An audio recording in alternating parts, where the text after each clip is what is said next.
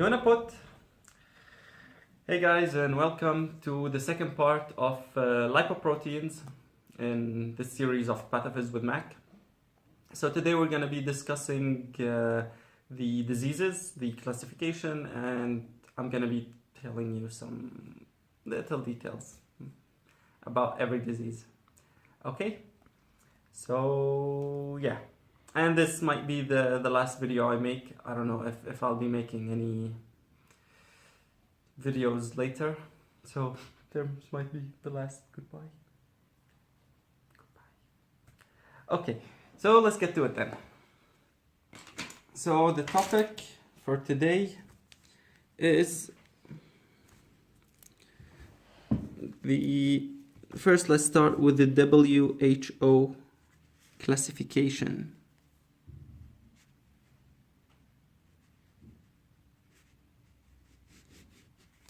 So this classification goes as follows.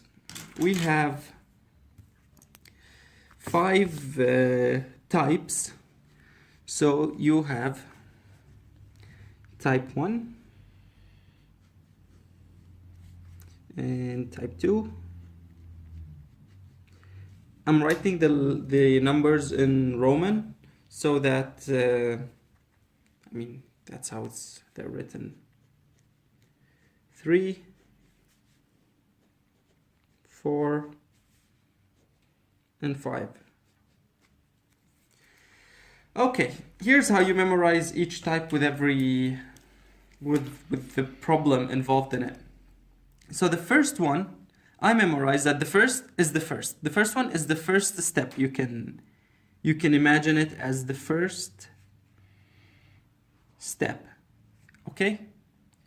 Now what is the first step in here, in this diagram that we made earlier? After the food, kilomicrons. So the problem here is too much kilomicrons, okay?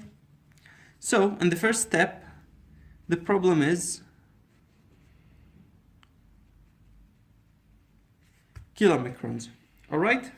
That's it. So there is excess of cm, kilomicrons. And that's it. Now type 2 is divided further into A and B. So you have 2A and you have 2B. Now moving on from 1 to 2A, I just do this. So you have the kilo here. And I just do the opposite. So something that sounds similar to kilo. Which one? Chole. So that's cholesterol. Okay? So in 2A, you have hypercholesterolemia. Now, how much is too much cholesterol? So the normal range for this is 5.18 millimole per liter. So more than that, that's your hypercholesterolemia. And whenever you say cholesterol, keep in mind or just know that cholesterol kind of mean or correlate with LDL, the bad one. Remember, we said HDL is the good one, everyone knows that, and LDL is the bad one. So whenever you say there's hypercholesterolemia, think that you have high LDL. Okay? LDLC, of course. We said whenever you say these, just say like C, that's its name. Okay, 2B. Now with 2B, I made this B in a capital letter for a reason, because 2B is the combined 2. Bi is 2. And the B is for B, 2B. So combined, so the familial combined type is the 2B, hyperlipidemia.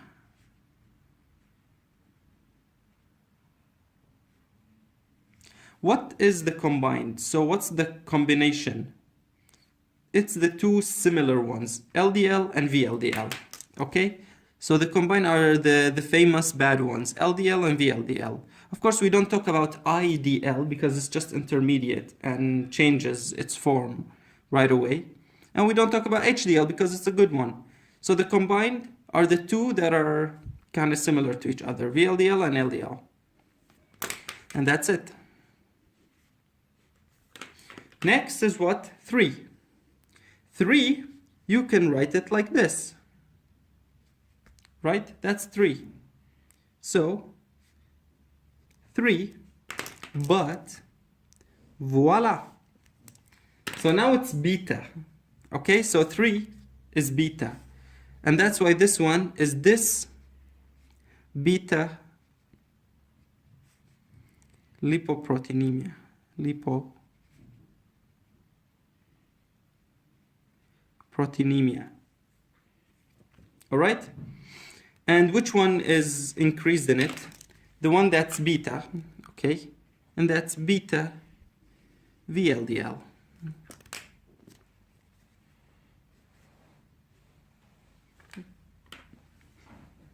All right. Next one, number 4.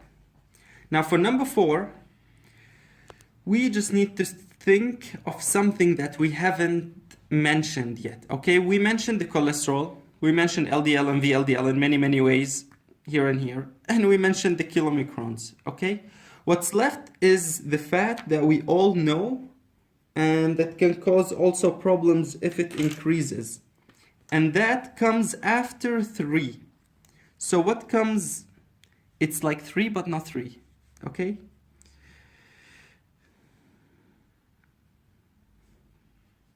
tri. So there's triglycerides. So in this type, there's excessive or there's excess of triglycerides, TGs, in this type, type 4, hypertriglyceridemia. Okay? What's the normal range for TGs? Look what how I link it. You have the T for TGs, so I just make 3 T's. T, T, T. Like without this thingy here. Okay? So it is 1 and this one is a 7. Okay? So 1.7 millimole per liter.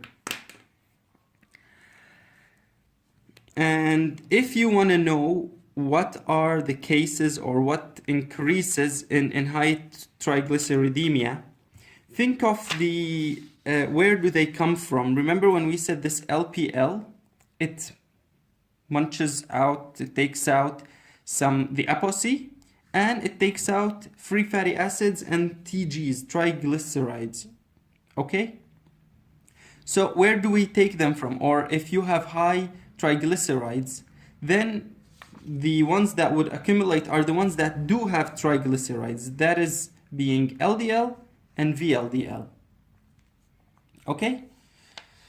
So when you say hypertriglyceridemia, it means you have excess. We can write TGs come from LDL and LDLC and VLDL. Here's C here. And VLDLC. Okay? Next. Now this is the last one. 5, the last. So the last is the most. The most what? It is the most, it's the heaviest. And it's the largest. So, what's the heaviest? Here, there's something, and here there's something. So what's the heaviest and the largest? Kilomicrons and VLDL. Okay? So this is it about the classification you can see how you can easily remember all of these types. So one is the largest, or the first step, kilomicrons. Then we move on A and B. A is from kilo, the cholesterol, and B is the combined, okay, being LDL, VLDL. 3, you can just make it into a beta, so this beta lipoproteinemia. 4 comes after 3, after tri, so triglyceridemia. And 5 is the most, so you have the largest two components. You can just keep largest if you want. So the two largest, but since I wrote here in the beginning that kilomicrons are heavy, to remember these, I just wrote again heaviest. You can keep it. Okay, so now let's move on to some explanation about these. So let's start with hypercholesterolemia, which is 2A. So we have now hypercholesterolemia. Now here's the thing. The diseases that are mentioned are not exactly the same as the WHO classification, because our lecture notes go by what is increased rather than the classification, because according to the classification you might have some types that have triglycerides in them, or some of them LDL and VLDL here and here, for example. So I don't know, the professor apparently went with another type. He went according to what you find by a lab test. So hypercholesterolemia, this one is majorly, if you want to write, if you want to check which one of these, it's the number 2A. Remember, this is the cholesterol. So this one is 2A, if you want to know it. And we said that the normal range for cholesterol is above 5.18, okay? Millimole per liter. Okay, now this has a sub-classification, or has a classification, rather. So this can be a problem that is monogenic, meaning just one mutation, one gene responsible for a whole problem. So it could be monogenic, okay, or it could be familial. So he put it here again, the familial combined,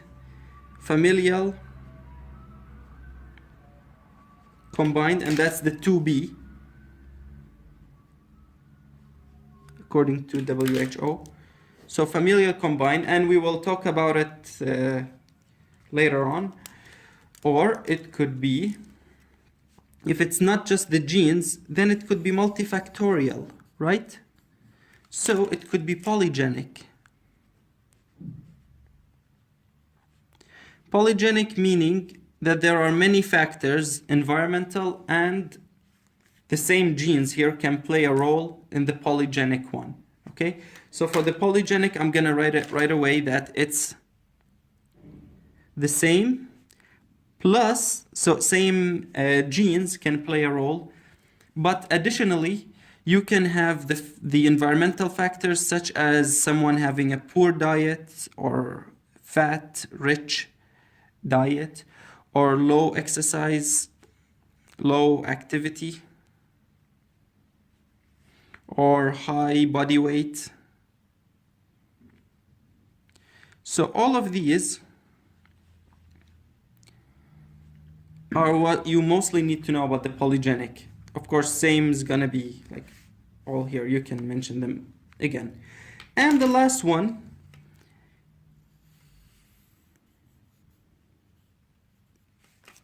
so cholesterol can be increased if you have isolated HDL. Now this is HDLC. Now this is the good one, we said, right? But it's still a disease. So some people have this condition. Well, it's good for them, but it's still considered a condition. So this is a really good one. So, because what does the HDL do? Takes the fat from vessels to liver. Of course, the vessels that are around and in the tissues, from tissues to liver. Additionally, HDL is really, really good because it has antioxidant effects. So it's not only good for the atherosclerosis, but also in other ways. And plus, it's also anti-inflammatory.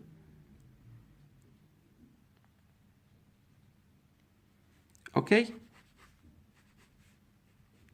So I mentioned these two in very short. This one we will mention later, but now let's talk about the genes, the monogenic.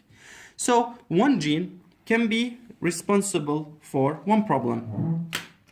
So an example of these, before the example, we know that once you say monogenic, if you're going to be talking about one gene, this gene can be autosomal dominant or recessive. So it can be dominant or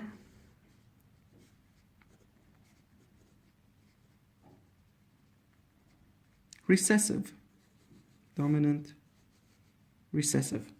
Now in the dominant, we're going to mention 4 types of diseases. Okay, so you have 1, 2, 3, 4. Okay, let's start talking about them. The diseases in here are called familial hypercholesterolemia. So it's really easy, right? It's familial because it's monogenic and it's not combined. So just familial hypercholesterolemia. Okay, what is the problem in here? We said that when you hear, here's the classification. So we said whenever you hear if it's only the cholesterol, okay, if you hear cholesterol, then think of LDL. Okay, cholesterol, LDL. Then, if you're talking about the LDL here, then how can it increase? For example, we said that the LDL goes to the liver and binds to its receptor, the LDL, the B100 receptor, or you can also name it LDL receptor. So, when it binds to its receptor, it gets degraded down. But what if this receptor doesn't work? Then there's no place for LDL to bind and be taken up, and it stays in the blood. So you have hyper-LDL. Therefore, familial hypercholesterolemia, think of the problems that can happen with LDL. Okay? So, familial just for short, this is FH1. So FH1, the problem is with LDL receptor, you have a loss of function, LOF mutation. As simple as that, okay? That's it, LDL receptor, loss of function mutation. The second one, FH, by the way, they're all like FH2, FH3, and FH4, okay? They're all same thing. Okay, now 2 can be what? So this one can be the Apo-B 100. The Apo-B 100 mutation. So now the problem is not in the receptor, but in this part, in this pink part, you see?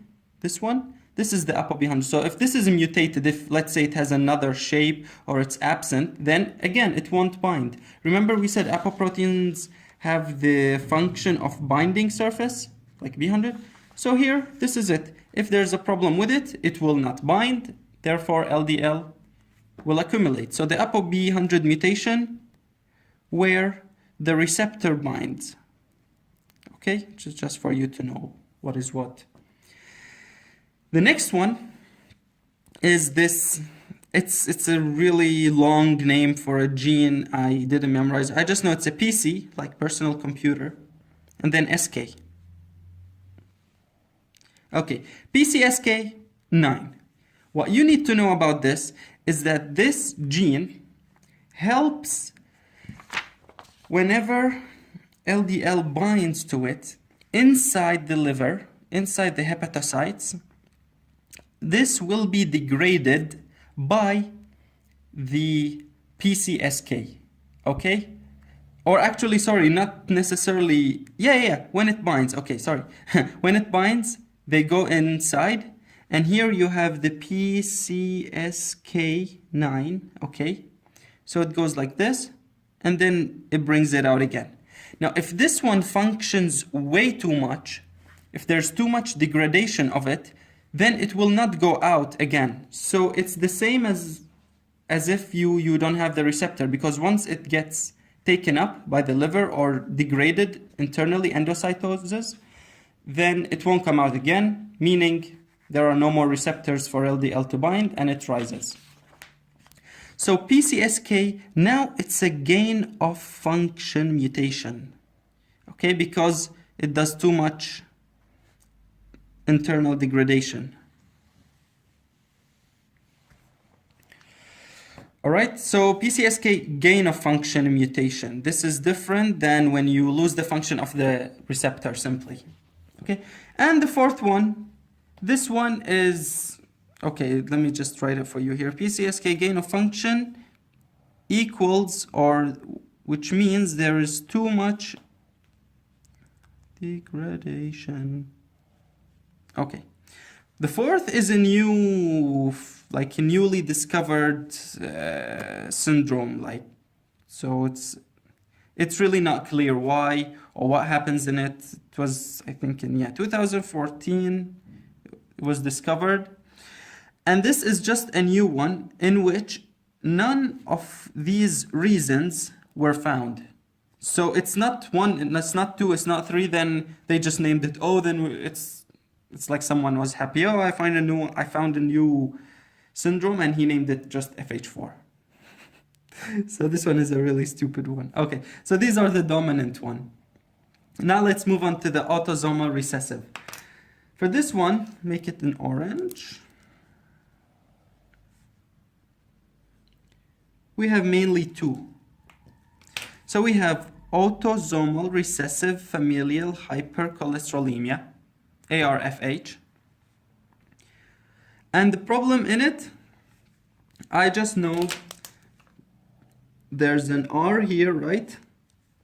It's the R, it's recessive, starts with an R, so it's the RAP. So there's a RAP1 gene mutation, which is loss of function mutation. What does this RAP do? It also works inside the liver to make the degraded one come out, okay? So to make the degraded receptors, the LDL receptor that was degraded, to make it come out. So if you lose the function, it won't come out. While the PCSK is the one that degrades it, okay?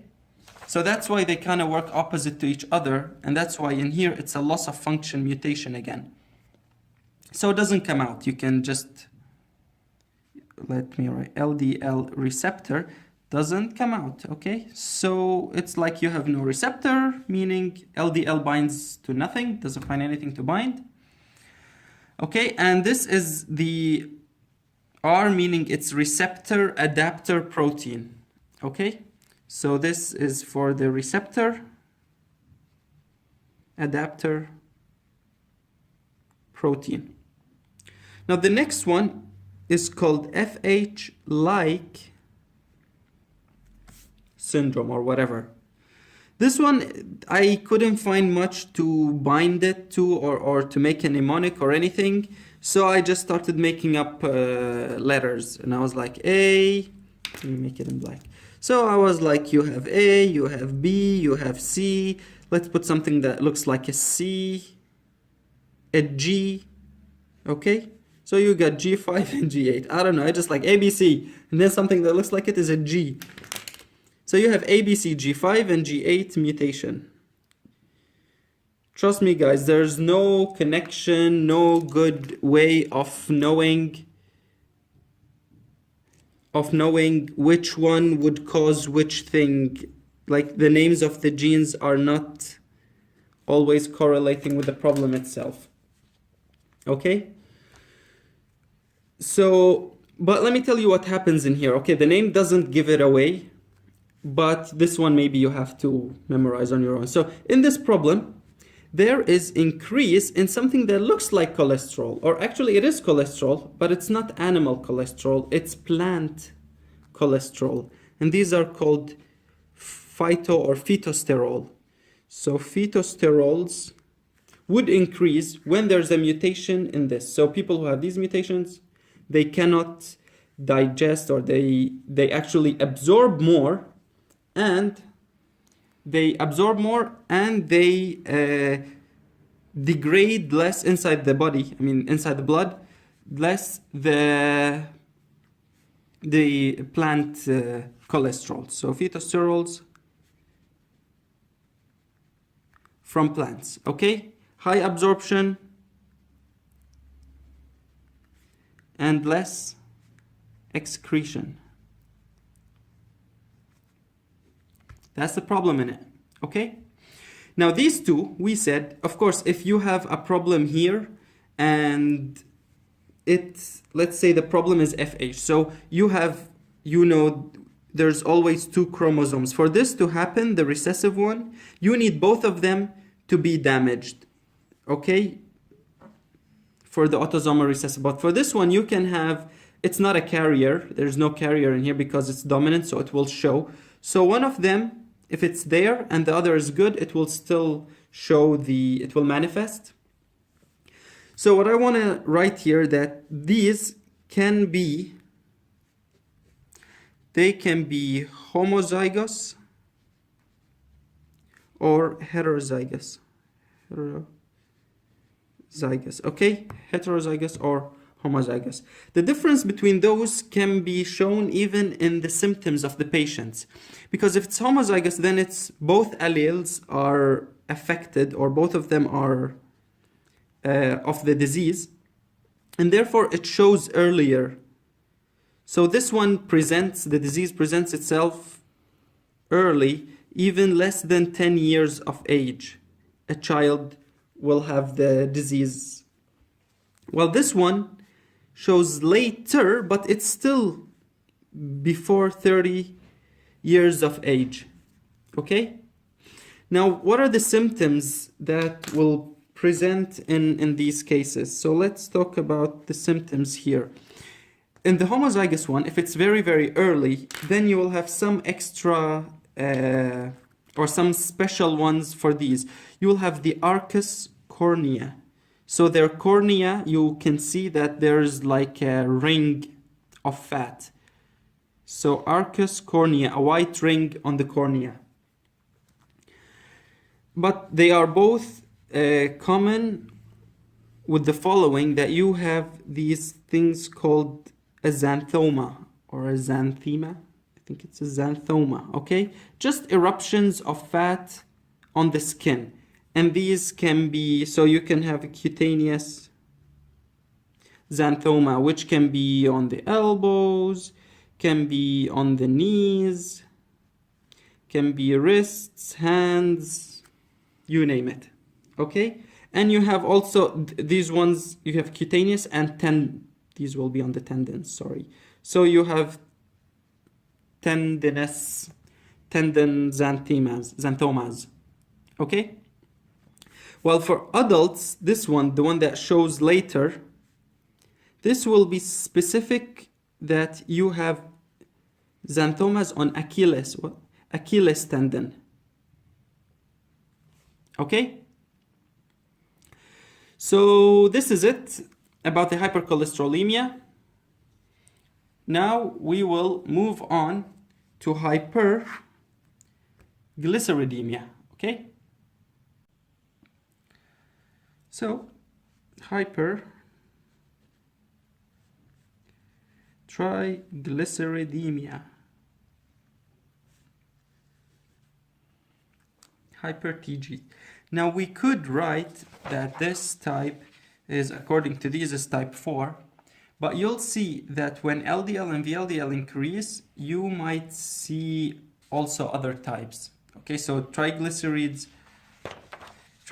can also be increased in other types. Okay, so I'm just gonna explain to you the diseases, and you'll understand why. Just like here, I wrote 2A, but I shouldn't have. So the hypercholesterolemia, it depends on the type. These two are, yes, 2A, but you have 2B in it also, just within the word cholesterol. So now with triglycerides, we also have the same thing. So the first one, it can be, as we said, just like cholesterol can be familial, this one can also be familial. And this familial one is the type 4, okay? So this one is type 4, familial. Now there aren't much to mention about here as for mechanism or stuff like the previous one. So I'm just going to tell you that the triglycerides here, if there is, or when there is increased in the synthesis of VLDL. Remember when we said type 4 here, triglycerides, you have TGs come from LDL and VLDL. So, and triglycerides, remember, they are 1.7 millimole.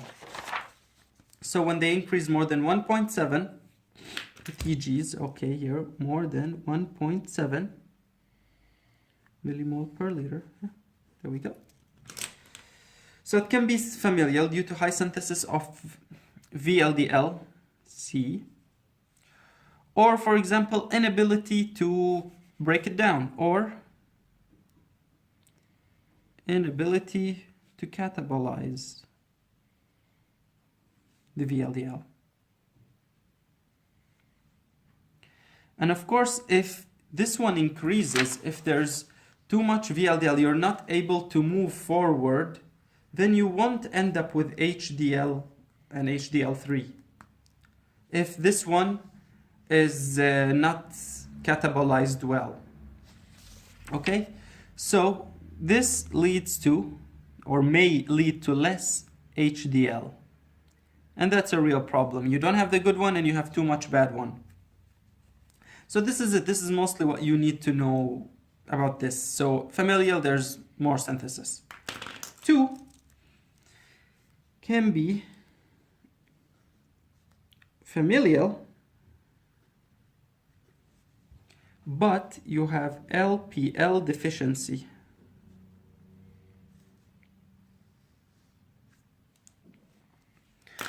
Now, if you have Lpl deficiency, then that means,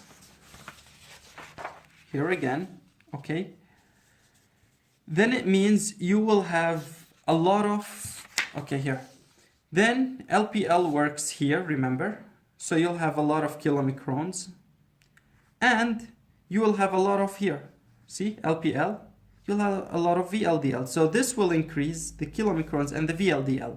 Which types had increasing kilomicrons only? For example, that was 1. Which types had VLDL and both? That would be type 5. Okay? So that's why this one, when you say you have LPL deficiency, then we can say that there will be an increase in kilomicrons and VLDL. Okay? See. So if you want to make it into types, this would be type 1 or type 5. Okay, so high kilomicrons and high VLDL, but what happens in regards to symptoms? As for symptoms, if someone has too much kilomicrons in the stomach, remember? So it's in the circulation between the intestines and the liver. So the patient would have abdominal pain, for example. Of course, they will also have the other ones, the lipemia retinalis. They might have, in addition to the normal ones, the xanthomas that we mentioned. Eruptive xanthomas. Okay? What is the cause of it? So this is basically just the characteristic, like the main feature, high CM and VLDLC. This is the symptom. Now what can be the cause? We said LPL deficiency, but how? Maybe there is low LPL production, low LPL production or function.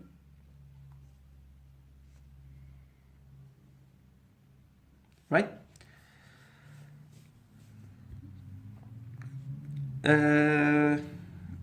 And this, here's the thing now, we haven't mentioned this before, but for LPL to be working properly, you need heparin. Basically, you need heparin. You need heparin to be functioning normal, okay? So due to low heparin. Now, how would heparin be decreased or would have decreased function? This can occur if you have some antibodies binding to heparin. Okay? So if you have antibody heparin complex, then this will prevent it from working and helping the LPL work properly. This is what you mostly need to know about this, the LPL deficiency. Okay, so another type that, or another thing that can cause hypertriglyceridemia is also familial Apo-C, the apoprotein C2 deficiency. Remember, we said also that the C2 needs to be working properly. Now about this, whenever you think there's a problem or whenever you said C2, then think, where do you have the C2? Going back to our drawing, where is the C2? There's C2 here, so VLDL, right? And there's C2, remember, heavy kilomicrons, so in kilomicrons also. So when we said C2, you have high VLDLC and high CM, kilomicrons. Okay, there. This and this. So what would this make it? Which type would this be if the problem is Apo-C2? This can manifest as a type 1, as we said, or type 5. The same as the previous one. All right. Now, talking about C2, the Apo-C2, we have two types of this Apo-C. We have Apo-C2 and we have Apo-C3. Remember here we said the Pac-Man has like a C. This gets activated by the C2. Okay? Whenever it sees the C2, it will start working on the molecule and taking off the free fatty acids and triglycerides. So the C2 is the good one. So the C2, which is LPL activator, and the C3 is LPL inhibitor. So in order for us to have a problem or a problematic problem, then the activator if it gets a loss of function mutation, if it loses its function and it's not working, then that's a problem. Or if the bad one gains function. Here, mutation, mutation. Okay? So in these two cases, this or this, you would have Apo-C2 deficiency, leading to high VLDL and kilomicrons. Or, for example, the last one in this triglycerides is it just says that if you have some others, let's call it others. So these are well known. The C2, the LPL, and the familial one, okay, are well known. But you can have some other problems. For example, if you have a problem with Apo-A, A5, or GDP, all you need to know for these is just roughly the names of it. Not many details into it, because the topic is already too big for you to be mentioning all the other ones. So, or glycerol 3 GDP3, or glycerol 3 diphosphate, or yeah, phosphate dehydrogenase, sorry. Glycerol 3 phosphate dehydrogenase. So GDP3, or something that causes the lipase not to function well, lipase maturation factor. So factor, okay, I'm going way too fast with this. So anyways, what kind of symptoms would we see with such, here, I'm gonna write it for here, the symptoms.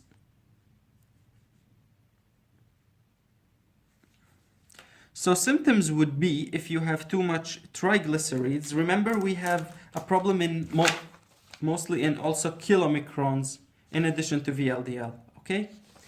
So this will make that these fats that are not broken down, they will cause some increased viscosity, let's say, or sluggishness.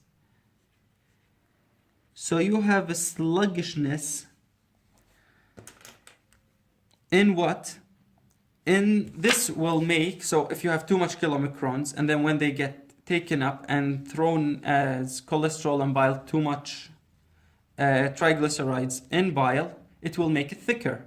Where does bile flow? In the liver, yes, and in the pancreas. So if these ducts get obstructed, so sluggishness in ducts,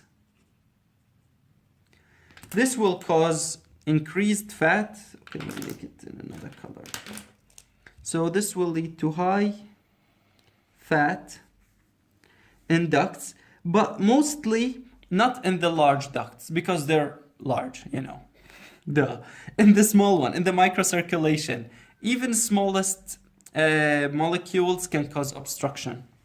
So fat in the microducts or microcirculation.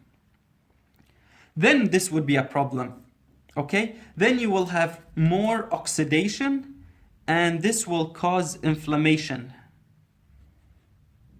And what's inflammation in the pancreas?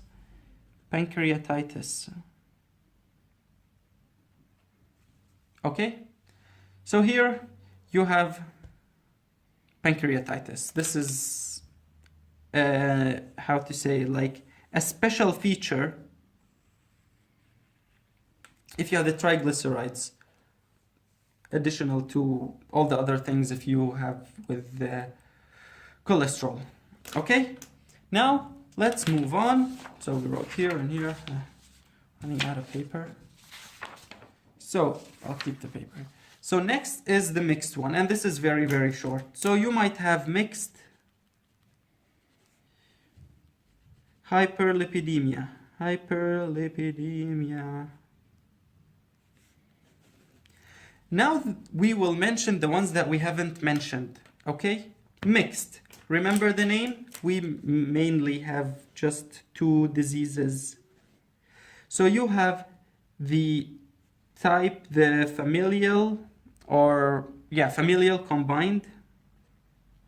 Familial combined. Which one did we say this one? remember, by, so it's the 2B, or you can write 2 as Roman letters. So in this one, this familial combined,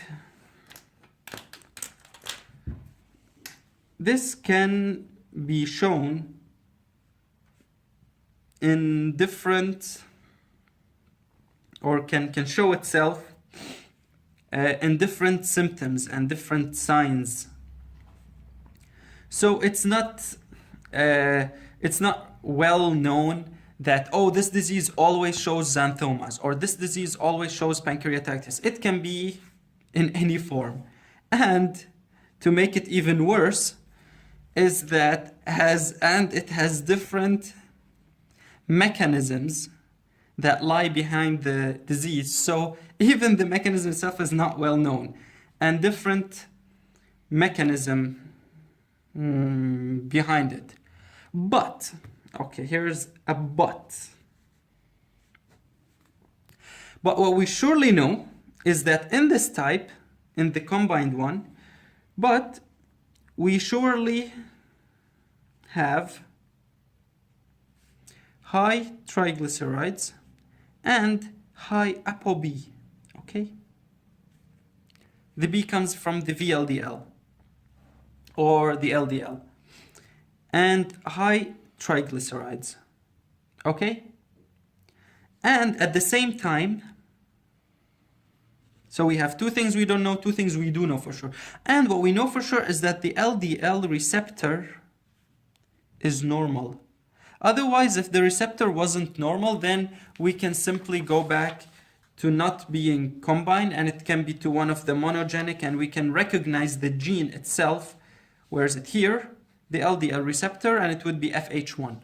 Okay, so we know for sure LDL is normal, and we know for sure that we have the Apo-B increase. The B is majorly the B100, the one that we mean here. Okay, so what could be a possible explanation? Okay, possibly. So, possibly, maybe there's a problem in conversion, in the process of conversion of VLDL into LDL, right? And if this happens, then this one would increase and this one would decrease. So when this one increases, the VLDL has Apo-B in it and triglycerides. Or maybe the problem could be, so this can be one thing, or the other one, maybe in the production of the Apo-B. Maybe it increases. We're not saying that it's not there, but rather it increases. Okay? So, but this is just like assumptions, or, you know, proposals about the mechanism.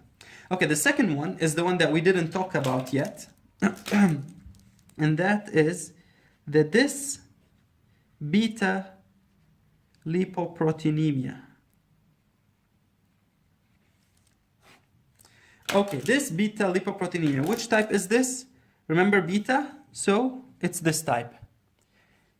So it's type 3. Now look at this. We said it's type 3, right? I'm gonna write 3. Now you see where I'm going with this. What's the problem in it? The problem is E, okay? So, this is the main thing. What's the problem with E? We know that we have Apo-E, right? Now the normal ones, or the ones that function, are Apo-B and Apo-E3. Okay, here, E3 or E4. These two are good. This and this and this, okay, this and this and this, they have receptors in the liver. So any one of these, it's fine. They can still, the LDL can still bind into the liver, and we go further, we go on with our process. But the E that's not good is the E2, okay? So the problem is too much, very high Apo E2. All right? So too much E2, this will lead to high IDL. This is the first time we mentioned this, okay? The intermediate, high IDL and LDL. See? Because they don't bind. Remember we said that we said that the IDL has E in it. You see, that's why I wrote it. So this one that has the E, you can just imagine like this one. So it also binds, we said it has two pathways, either goes to liver or goes to become LDL. So if there's no receptor for them, they will both increase, IDL and LDL, IDL-C and LDL-C. But heavy, the kilomicrons, you have E, okay? So in kilomicrons also. So all of these are basically not taken by liver. Okay, if you wanna know. And by the way, this E2 has been also associated with Alzheimer. But yeah, I'm just telling you. Associated with Alzheimer. I said it. Okay. Now, so that's it. That's it with this. See you next time if I make any coming videos. Study well. Good luck. Adios.